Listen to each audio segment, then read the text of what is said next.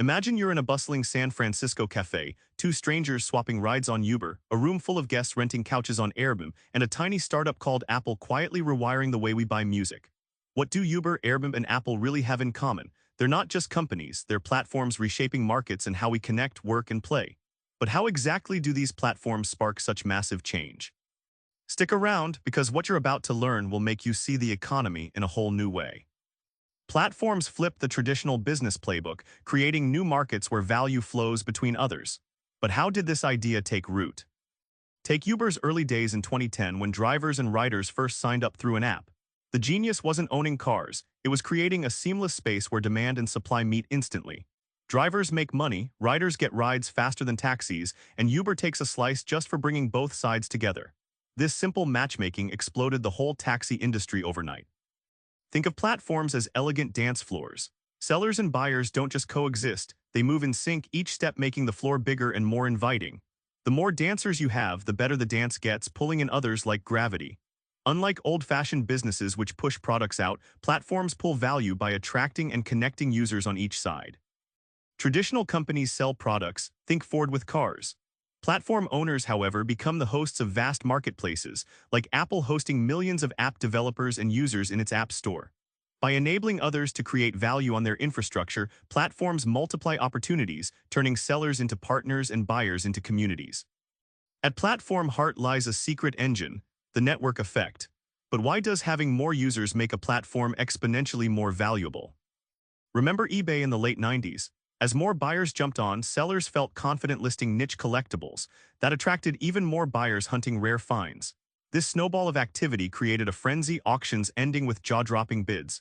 eBay didn't just sell goods, it created a living marketplace fueled by user trust and activity.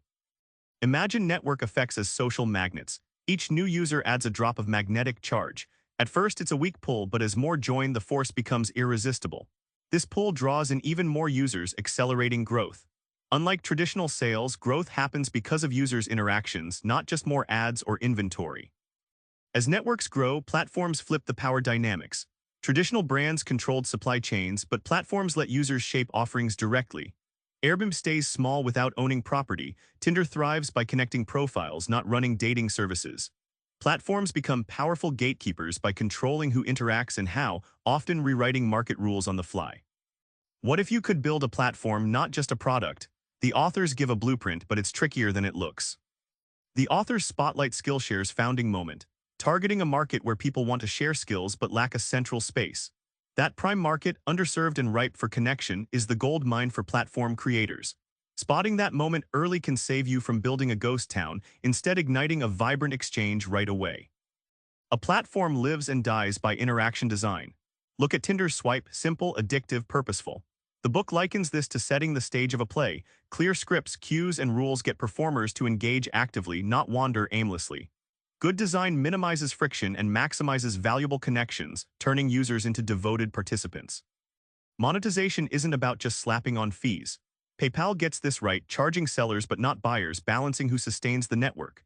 The surprising insight: platform leaders focus on growing the network first. Monetization comes later once there's undeniable value. Alienate your users with greedy fees early and your platform dies, often before it flies. Back in that San Francisco cafe, every Uber ride, every Airbnb stay, and every app download stems from invisible networks and careful design. Platforms are everywhere now because they turn users into partners, creating value that traditional business models can't touch. So here's your move. Next time you see an app or marketplace, ask yourself, what's the network effect here? Try imagining how you might build that network yourself. Subscribe for more book summaries like this one.